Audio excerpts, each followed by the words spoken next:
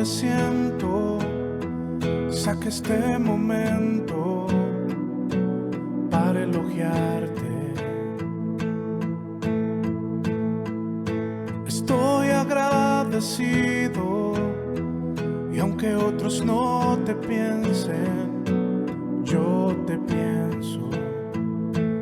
Cristo, creo en ti, eres más que mi vida.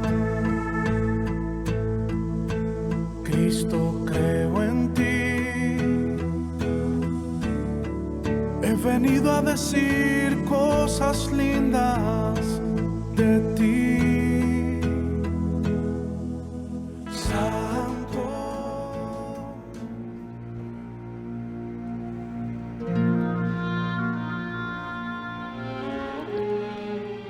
Mas el publicano, estando de lejos, no quería ni aún alzar los ojos al cielo, sino que se golpeaba el pecho, diciendo: Dios, sé propicio a mí, pecador. Os digo que éste descendió a su casa justificado antes que el otro, porque cualquiera que se enaltece será humillado, y el que se humilla será enaltecido.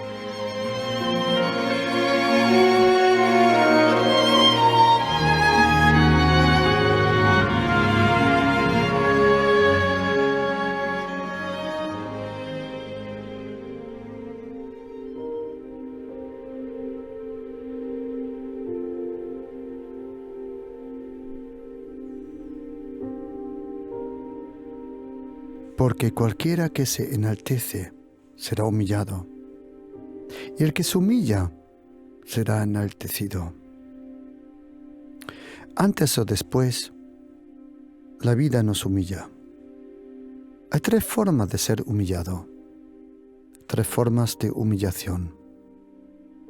La primera es esta, donde dice el Señor que nosotros mismos tenemos que tomar la iniciativa de humillarnos. La segunda es cuando el diablo te humilla en público para avergonzarte. Cuando el diablo te humilla es para hacerte daño, para dejarte avergonzado delante de todos. Pero la tercera forma de humillación es la que nos describe Salmo 119. Fue bueno para mí que yo fui humillado. Así aprendí tu ley y tu naturaleza. Aquí en esta parábola de Lucas 18, el Señor nos enseñó que dos hombres fueron a orar, olvidándonos que solo por la gracia de Dios nos podemos acercar a Él. En Salmo 5 dice: Mas yo, por la abundancia de tu gracia, puedo entrar en tu presencia. Y nos olvidamos que es la gracia de Jesucristo que nos permite acercarnos a Dios. ¿Qué significa eso? La justicia de Dios. ¿Qué significa que Jesucristo nos hizo justos? ¿Por qué es necesario comprender un poco la justicia y la gracia de Jesucristo?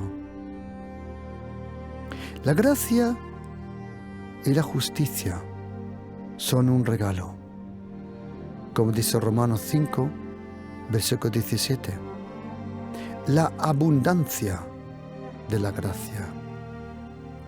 La medida de la gracia siempre es más grande que la medida del pecado. Romanos 5:20 dice que donde hay mucho pecado, ahí Dios el Padre, desde el momento que vino su Hijo Jesucristo a la tierra, Él no lo envió a juzgar, Él envió a su Hijo a salvarnos. Por eso, donde hay mucho pecado, Dios el Padre, ¿cómo reacciona a todo esto? ¿Con juicio? Primordialmente, primero, con su gracia. Con la abundante gracia de su Hijo Jesucristo. La gracia de Jesucristo. Como dijo el apóstol Pablo en segunda carta de Corintios 12:9. En un momento que el apóstol Pablo clamó al Señor 3 veces por un aguijón que tenía en su carne, que el Espíritu Santo pensó que no era necesario decirnos qué era ese aguijón, porque importante no era qué era el aguijón, lo importante fue lo que Jesucristo le contestó al apóstol Pablo. Él dijo: Señor, ayúdame. Y el Señor dijo: claro, yo te ayudo. Mi gracia es todo lo que necesitas. La gracia es todo lo que necesitamos. Dios es santo, querido oyente. Tan santo que aquellos ángeles que hablan todo dialecto, idioma, lengua, aquellos ángeles, serafines, cherubim, ángeles de guerra, seres vivientes celestiales, hablan todos los idiomas, incluso el idioma celestial. Cuando tienen a Dios el Padre delante suya, lo único que pueden decir es: Santo, Santo, Santo es el Señor. Dios es santo, lo sabemos.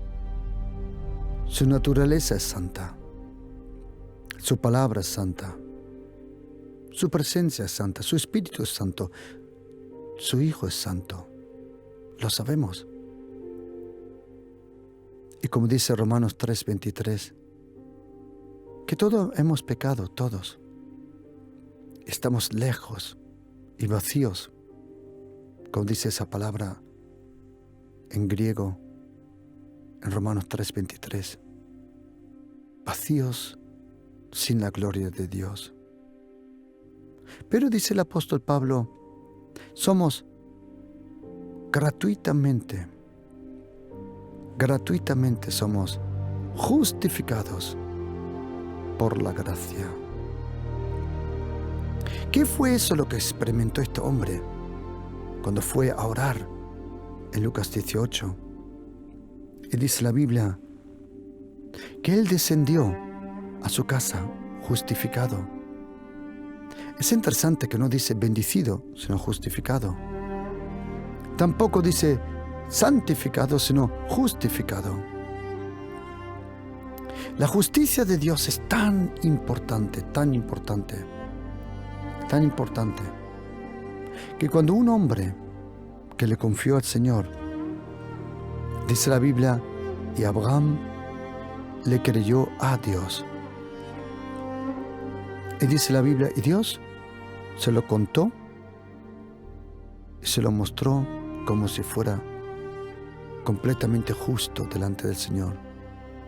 Se lo contó por justicia. Abraham experimentó la justicia de Dios como un regalo que vino a él por la fe. La fe para nosotros cristianos es tan importante. No la fe que tenemos como cultura, no la fe que hemos aprendido, entre comillas. La verdadera fe es el producto, el fruto de un encuentro verdadero con aquel que resucitó entre los muertos. La fe que nosotros tenemos no es en primera línea una fe evangélica, católica, presbiteriana, bautista. No. La fe que tenemos es la fe en Jesucristo, la confianza en Jesucristo. Jesucristo es el centro de todo. Él es la vida. Él es el epicentro. Todo se reúne en Jesucristo. Él es la persona más importante para nosotros, para toda la humanidad. Jesucristo, Él es el Señor. Él es el Alfa, como dice la Biblia, el principio. Él es el Omega. Él es el final de todo. En Jesucristo se concentra todo. Él es el Hijo de Dios. Él es la luz. Él es el camino. Él es la puerta. Él es la vida. Él es la verdad. Él es el pan del cielo.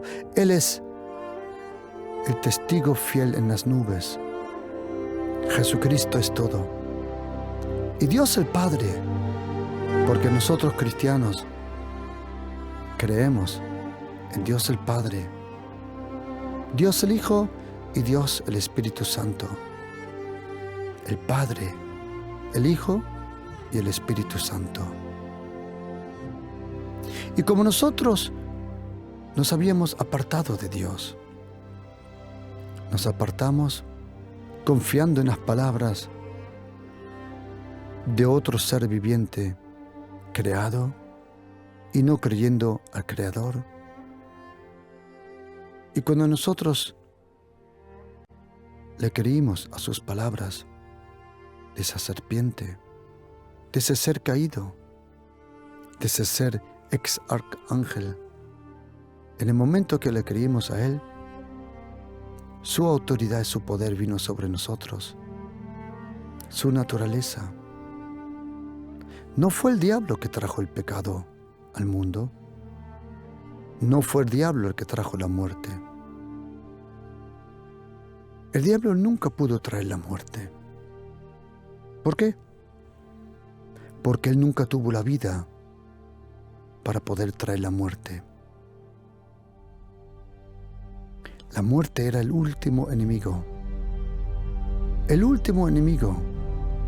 que Jesucristo tenía que vencer. Y para vencer la muerte, Jesucristo tuvo que vivir nuestra vida, porque su vida era inalcanzable para la muerte. Pero cuando Él tomó nuestra vida, en griego hay 3 palabras para vida: psyche, psychos, la vida del alma; zoe o zao, la vida de Dios; y hay otra, bios, la biografía, la biología.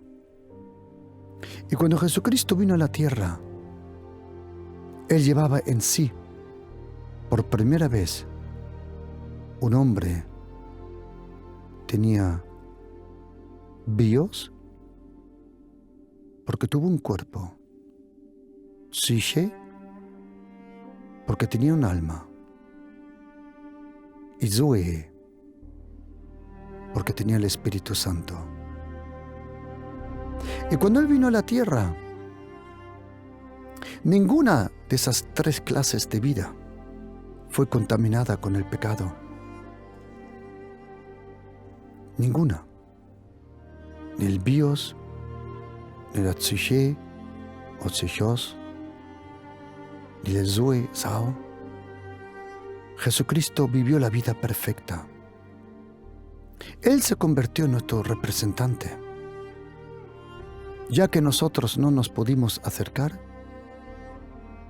así como funcionaba el pecado, así iba a funcionar la salvación. Porque la Biblia dice que si por uno entró el pecado, así iba a entrar también la vida. Romanos 5. Si por uno iba a entrar la maldición, por uno iba a entrar la bendición. En Romanos 5 podemos leer Como la Biblia habla de la gracia de uno, la vida de uno, la justicia de uno y la obediencia de uno.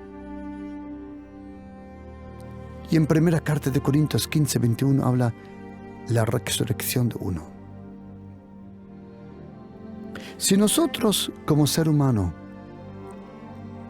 fuimos contaminados con ese virus, lo mismo que en esta pandemia, en algún lugar que desconocemos, alguien fue el primero en la cadena que se infectó. Alguien, uno. Uno se infectó. Y ese uno probablemente infectó a 2 o 3 o 4. Y esos 4 infectaron a 30, 40, 50 y así hasta que un planeta completo, la industria, la economía, todo tuvo que parar por un maldito virus tan pequeño que si reunimos todo el virus del COVID, ¿sabes dónde lo podemos meter? Todo el COVID del mundo es tan pequeño que cabe en una lata de Coca-Cola. Más no. Tan pequeño es el virus. Tan microscopio pequeño es que todo el virus del COVID lo podemos meter en una lata de Coca-Cola, de Fanta. Y aún eso paró todo el planeta. Así también entró el pecado. La naturaleza del pecado, la desobediencia, la muerte, la oscuridad, por un hombre. Pero si la muerte tenía tanto poder, mucho más iba a tener la vida. En Jesucristo iba a tener poder. Cuando habla la Biblia de Jesucristo, habla de mucho más. Es interesante que en la carta de los Hebreos, cuando habla del Nuevo Testamento, habla de mejor pactos, mejor promesas, mejor sacerdocio. Nosotros cristianos, y no importa qué denominación tú dices que perteneces, si dices yo soy evangélico, otro dirá yo soy católico, otro dirá yo soy adventista, pentecostal, ortodoxo. Al fin y al cabo, todos sabemos una cosa, que solo existe un Salvador. Solo hay una persona que nos puede salvar, que nos puede perdonar, que nos puede restaurar, que nos puede librar y que nos puede lavar con su preciosa sangre de todo pecado. A Él sea la gloria, a Él sea la gloria, la alabanza, la grandeza, la majestad. Su nombre sea exaltado. Jesucristo es el Señor. Él vive, Él reina. Jesucristo, Él es el Hijo de Dios. Y cuando Él vino a la tierra, lo mismo que uno infectó con muerte, ahora Jesucristo iba a traer una nueva semilla. Uno trajo la muerte, Adán. Otro iba a traer la vida, Jesucristo. Uno trajo la desgracia y uno iba a traer la gracia. Uno trajo la muerte, pero uno iba a traer la vida. Uno trajo la injusticia, pero otro iba a traer la justicia de Dios. Y en Jesucristo nosotros recibimos todo lo que necesitamos, todo. En Jesucristo, el Hijo de Dios. El apóstol Pablo, el gran escritor del Nuevo Testamento, ¿cuántas veces el apóstol Pablo habla una y otra vez? ¿De qué? De la justicia. ¿Por qué? Porque él, como judío, era justo lo que estaba buscando. Él estaba buscando la justicia de Dios.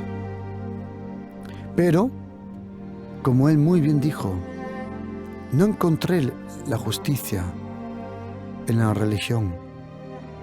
No encontré la justicia en mi religión, en mi esfuerzo, en mi pensar, en lo que yo pensaba que era perfecto. Y él dijo, por eso reconocí que la justicia de Dios no viene por mis obras, no viene por mi esfuerzo, sino solo viene por la gracia. La gracia de Jesucristo. ¿Y cómo sabe uno que tiene la justicia de Dios? Porque, ¿qué es la justicia de Dios? La justicia de Dios es un regalo que no vas a conseguir intentando de cumplir mandamientos humanos, ni tampoco del Antiguo Testamento. Nadie puede ser justificado por el Antiguo Testamento, nadie. Solo hubo una persona que cumplió todos los 613 mandamientos, la vida perfecta, llena de gracia y misericordia. Como dice Romanos 10:4, el fin de la ley es Jesucristo. Y Él regala la justicia a todos los que creen en Él. El fin de la ley. Por eso, tú no eres más justo ni mejor, porque dice, yo guardo el Shabbat. El otro dirá, yo me he visto de esta forma. El otro dirá, y yo no como carne de cerdo, o yo, todo eso ya no vale. Se acabó. Jesucristo es el fin de la ley.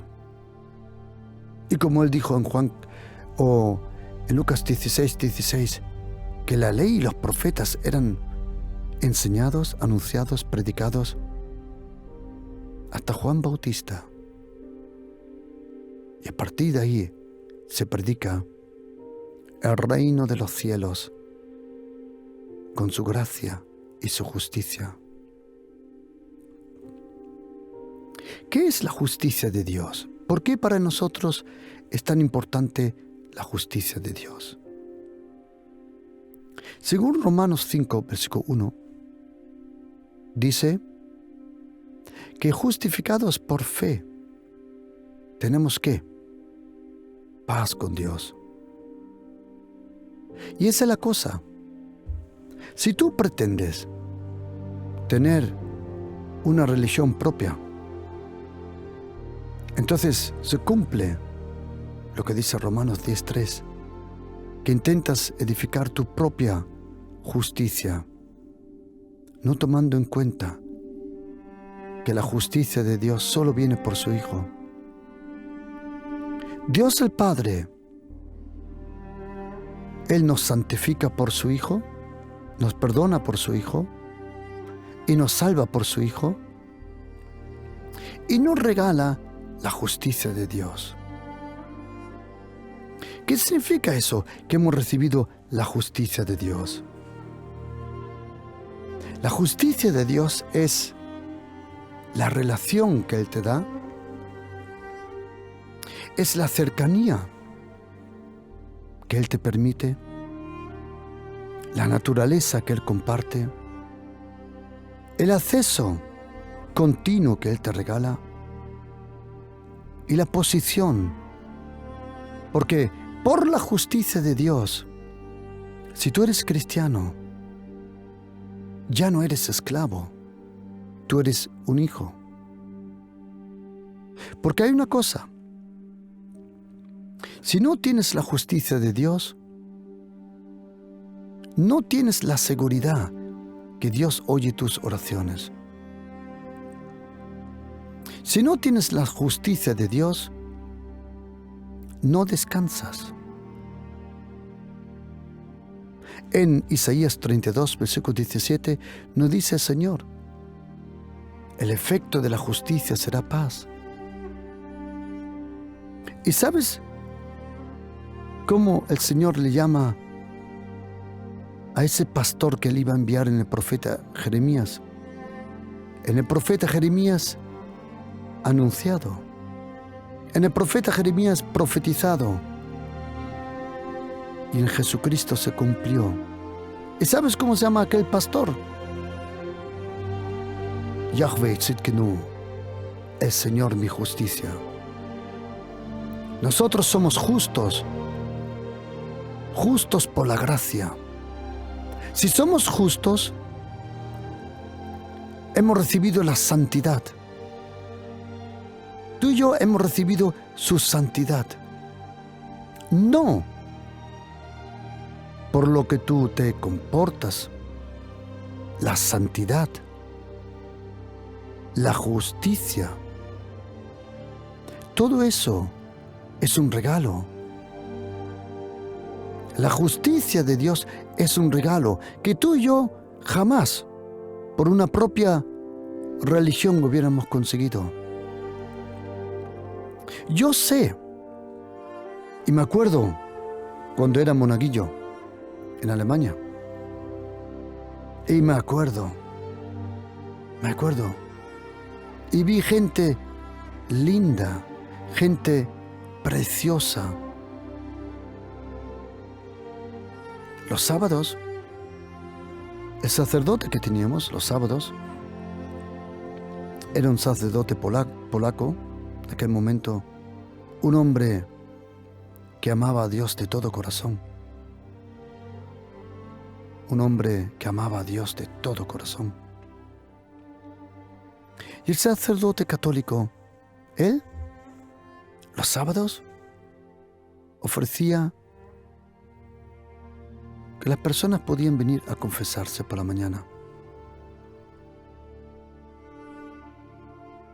Un día también me dijo a mí si no quería confesarme yo. Y le empecé a contar un rollo, honestamente, porque no sabía lo que decir.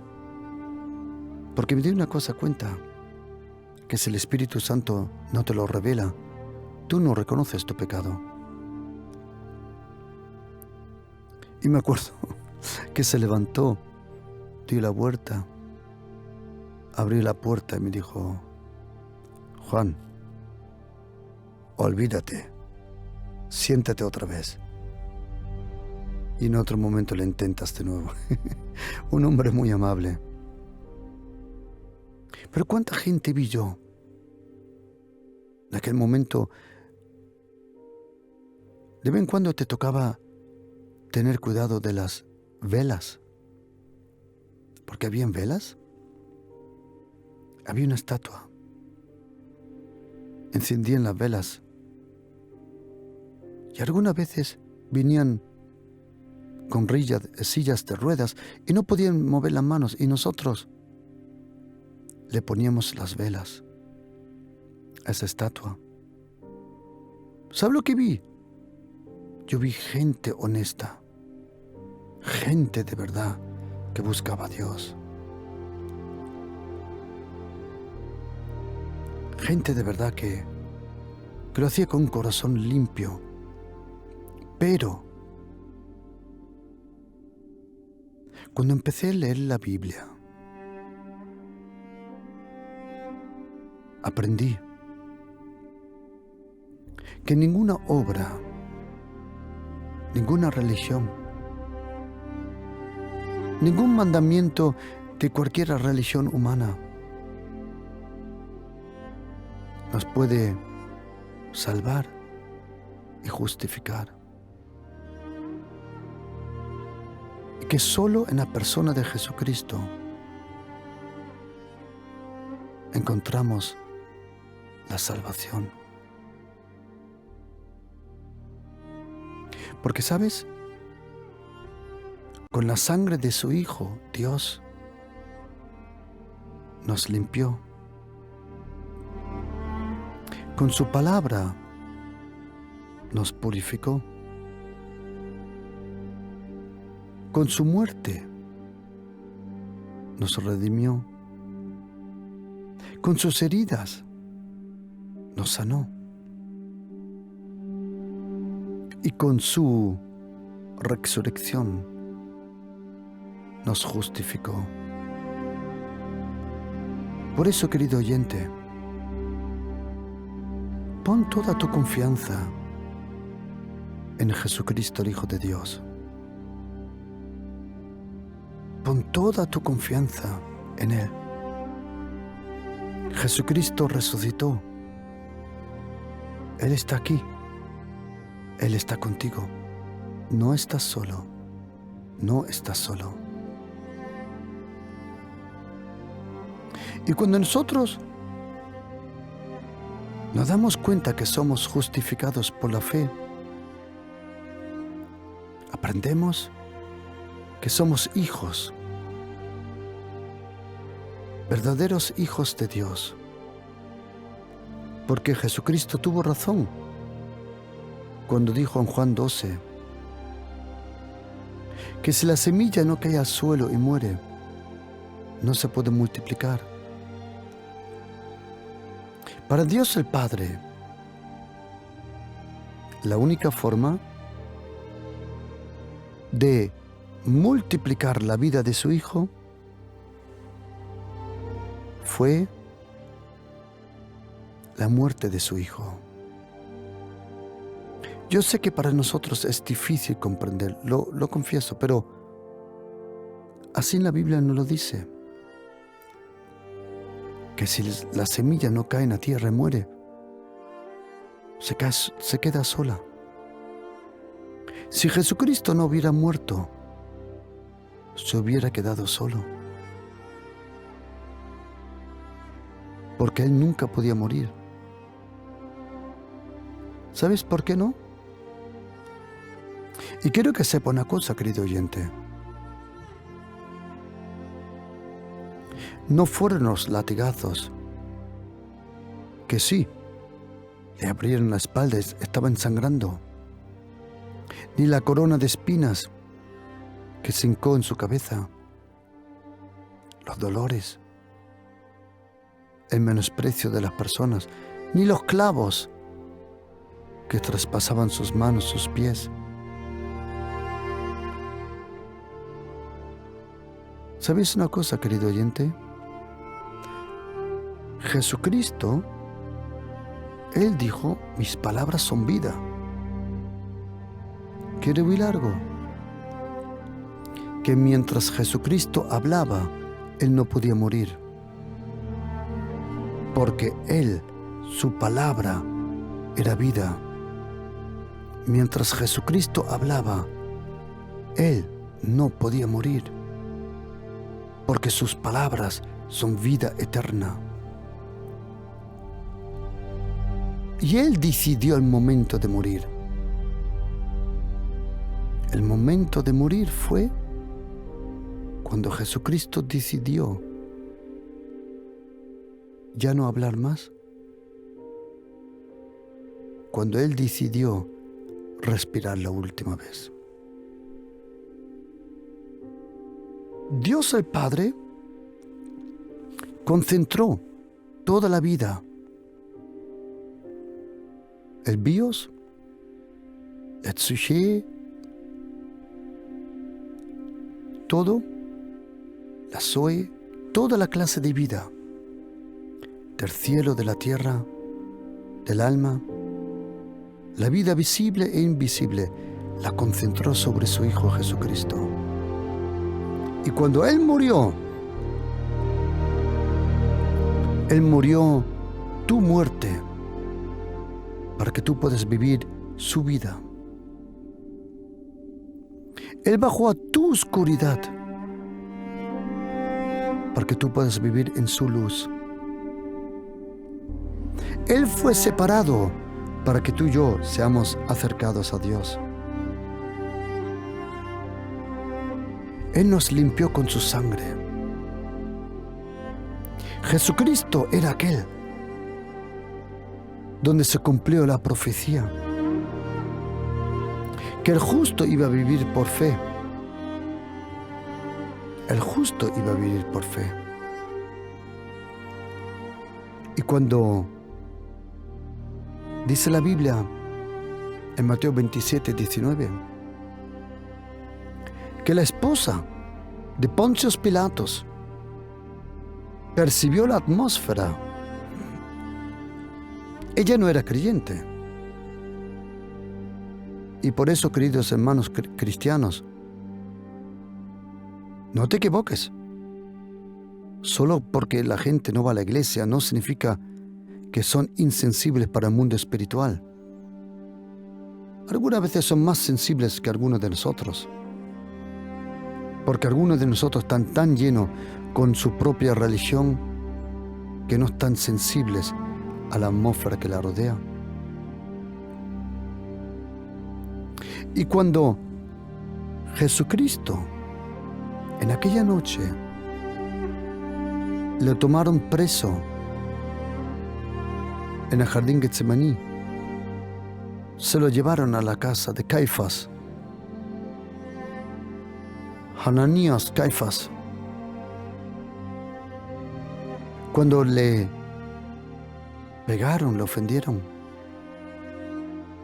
se lo llevaron al Pretorium, y en el Pretorium, en el Castillo Antonia, había un lugar, una plaza pequeña, y allí había un asiento de piedra, Gábata.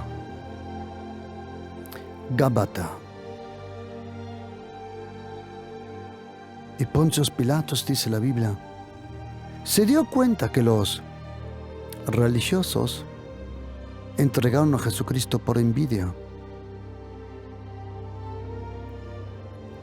Y él intentó de librar a Jesucristo. Y en un momento le dijo, ¿pero por qué no te defiendes? Y dice la Biblia que Poncio Pilatos se quedó sorprendido porque él no se defendió. ¿Sabes por qué? Él no vino a defenderse a él, él vino a defenderte a ti. Y en un momento dijo Poncio Pilatos, ¿pero qué queréis que haga con Yeshua, llamado el Mesías? Y le dijeron, crucifícale. ¿Pero qué ha hecho mal? ¿Qué ha hecho mal? No había forma. La envidia lo estaba moviendo al pueblo. Entonces él estaba allí, su esposa envió, y su mujer le mandó decir, y ahora oye esta cosa, no tengas nada que ver con este justo. ¿Has oído lo que dijo la esposa de Poncio Pilatos? Jesucristo era el justo. Cuando el centurión se llevó a Jesucristo a la crucificación, la gente le escupía, le maltrataba, y él llevaba su cruz de Gábata a Gólgata. Así se llamaba aquel lugar, Gólgata, a las puertas de Jerusalén.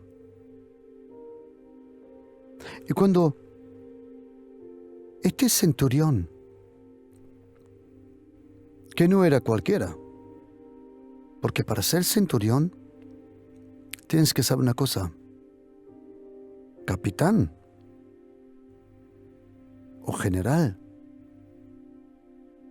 Eso era uno cuando te elegían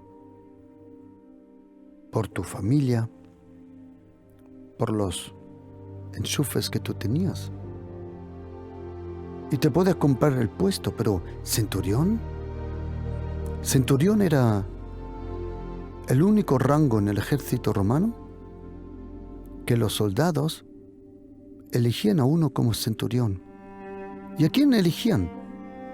Mayormente al más valiente y el que mejor se portaba con los soldados. Y este centurión, no sabemos cuántas crucificaciones ya había hecho,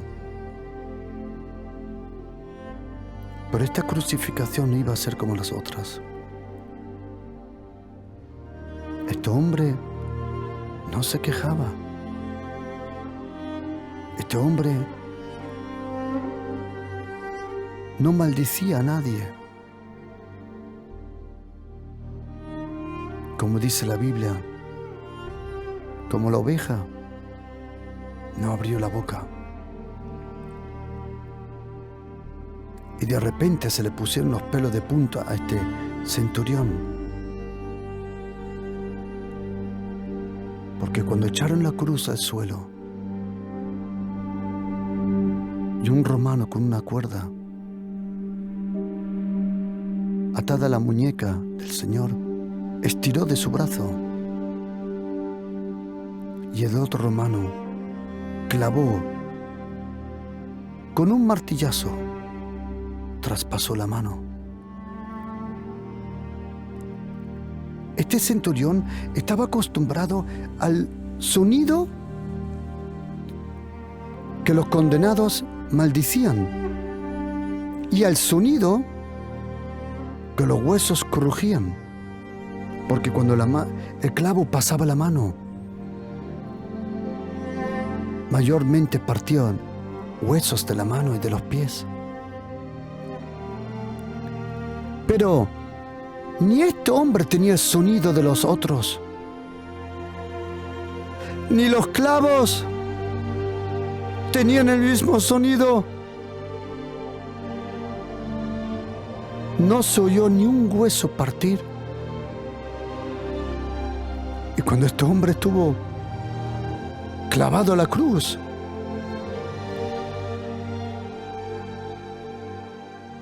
este centurión le oyó decir: Abba, Abba, perdónale, porque no saben lo que hacen. No saben lo que hacen.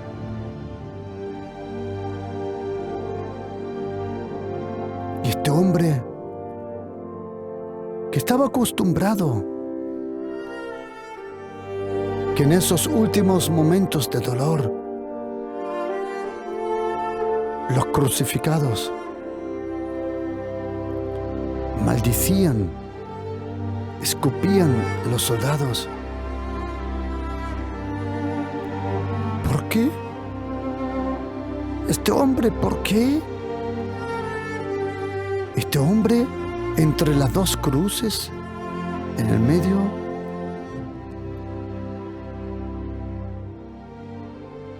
no maldicía.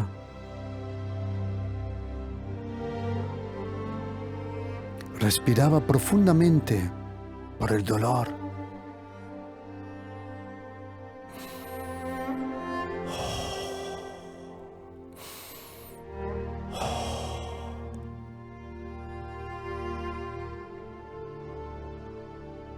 Y de repente este centurión oyó decir: Eloi, Eloi, lema sabachthani. Y todo el tiempo que este centurión estuvo allí. No oyó nada mal de este hombre. A lo contrario,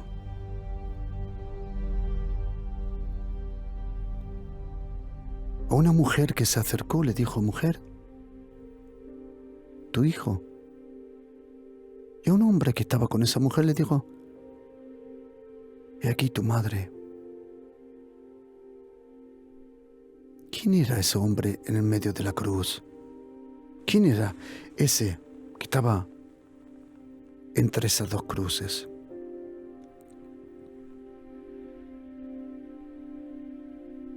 Y al último, ya habían pasado casi 9 horas. Oyó decir a este hombre: Abba, Abba, en tus manos encomiendo mi espíritu. Y vio como una última vez se inclinó sobre el clavo de los pies.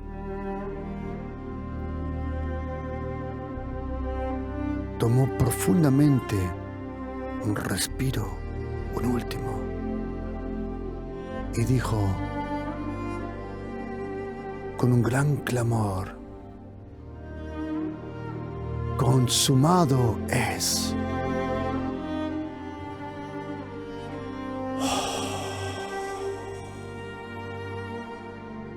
Inclinó la cabeza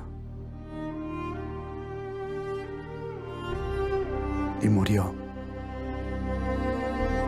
Y este romano, dice la Biblia, este romano dijo: este hombre de verdad era justo, de verdad era el Hijo de Dios. Lucas 3:47. Cuando el centurión vio lo que había acontecido, dio la gloria a Dios, diciendo: verdaderamente, este hombre era justo. Y Satanás y sus demonios, que pensaron al primer Adán, le vencí por el pecado, a este le voy a vencer por el dolor y los clavos. Lo que Satanás no sabía, que ni la muerte pudo sujetar al justo en la tumba, porque la muerte solo tenía poder y autoridad sobre los injustos. Pero cuando este hombre bajó al Hades, la muerte se dio cuenta que tenía que entregar las llaves. Y 3 días después, este hombre, Jesucristo, que por nuestros pecados murió, como dice el apóstol Pablo en Romanos 4:25, y por nuestra justificación resucitó. Nosotros somos la justicia de Dios, porque aquel que no conoció pecado, pecado fue hecho por nosotros, para que nosotros fuéramos hechos la justicia de Dios. Hemos recibido la gracia de Jesucristo, la justicia de Jesucristo, la vida de Jesucristo. Hemos recibido el acceso, la autoridad de Jesucristo. Por eso, dice el apóstol Pablo, no hay condenación ninguna para los que están en Cristo Jesús.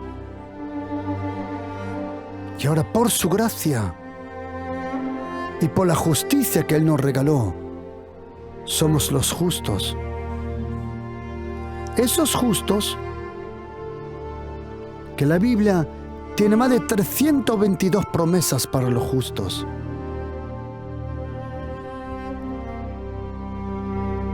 En Salmo o Proverbios 20, versículo 7 dice: el justo anda en su integridad. Salmo 34, 15 dice: los ojos del Señor están sobre los justos. Salmo 34, 17 dice: claman los justos y Señor nos oye. Nosotros podemos andar en justicia porque Él nos regaló la justicia. Podemos andar en santidad porque Él nos regaló la santidad. Ahora, todas las promesas de los justos son nuestras. Salmo 5:12, el Señor bendecirá al justo. Isaías 3, versículo 10, dile al justo que le irá bien. Salmo 37, versículo 17, porque los brazos de los impios serán quebrantados, mas el que sostiene a los justos es el Señor. Salmo 34, 17, claman los justos, Dios oye. Salmo 37, 29, los justos heredan la tierra. Salmo 37, versículo 39, pero la salvación de los justos viene del Señor, y Él es su fortaleza en tiempo de angustia. Salmo 125, versículo 3. Porque no reposará la vara de la impiedad sobre la heredad de los justos. ¿Has oído? Nadie tiene el derecho de manipularte. Tú eres libre en el Señor Jesucristo. Tú eres justo. Proverbios 3:32. La comunión íntima de Dios está con los justos. Por eso Él nos dio su naturaleza, su comunión. ¿Qué es la justicia de Dios? La justicia de Dios es el acceso, la naturaleza, la comunión, las promesas. La maldición del Señor está sobre la casa de los impios, pero bendicirá la casa de los justos. Mas la senda de los justos es como la luz de la aurora. Proverbios 4:18. Proverbios 10:24. Lo que el impío teme, eso vendrá sobre él, pero a los justos les será dado lo que desean. ¡Wow! Proverbios 10:28. La esperanza de los justos, el esperar, les hace alegre. Proverbios 11, versículo 10. En el bien de los justos, una ciudad es bendecida, se alegra. Proverbios 11, 21. Tarde o temprano, el malo será castigado. Tan tarde o temprano, el malo será castigado. Mas la descendencia de los justos será librada. Proverbios 11, 23. El deseo de los justos solo es el bien. Proverbios 11, 28. Los justos reverdecerán como las ramas verdes. Proverbios 12, 3. La raíz de los justos no será removida. Proverbios 12, 7. La casa de los justos permanece para siempre. Proverbios 12, 12. La raíz de los justos da fruto. Proverbios 13, 5. El justo aborrece la falsedad. Proverbios 15, 28. El Señor oye las oraciones del justo. Proverbios 13, 21. El justo será premiado con el bien. ¡Wow! Y así podía seguir. 322 promesas para los justos. Y si tú crees en Jesucristo, querido oyente, tú no eres justo por tu religión, sino solo por la gracia de Jesucristo. Acuérdate. Y tú tienes que proclamar: yo soy la justicia de Dios en Cristo Jesús. Y acuérdate, no hay condenación ninguna para los que están en Cristo Jesús. Porque los justos, dice la Biblia, los justos heredarán la tierra. Pon toda tu confianza en el Señor Jesucristo y Él te regalará el fruto de la justicia. ¿Sabes qué es?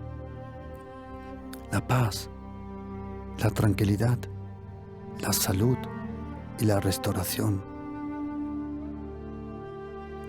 Que no se te olvide, tú eres la justicia de Dios en Jesucristo. Y no hay maldición ni condenación sobre tu vida. Que el Señor te guarde. Shalom.